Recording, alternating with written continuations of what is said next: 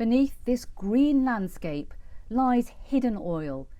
Geological surveys estimate there could be around 4 billion barrels here under the Weald Basin, which covers a large swathe of southern England.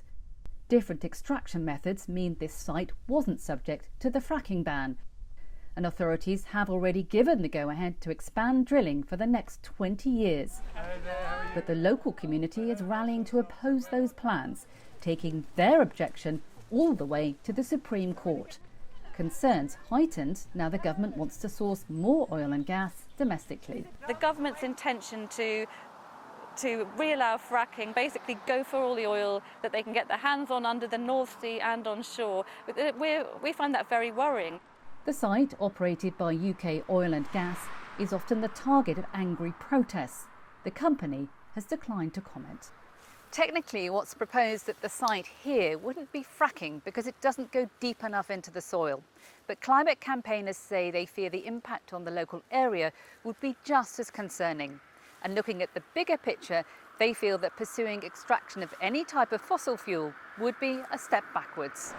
But with Russian gas exports to Europe down by a third, the hunt for alternatives is urgent.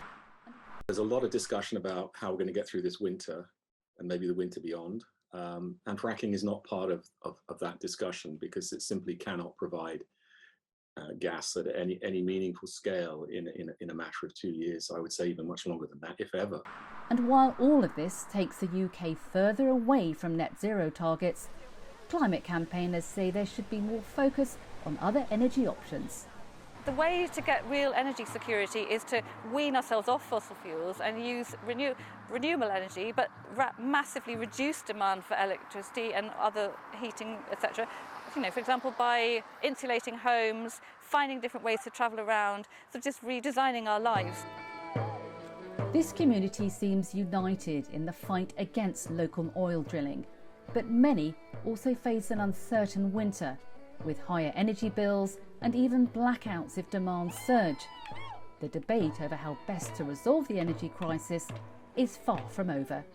Kitty Logan, CGTN, Surrey.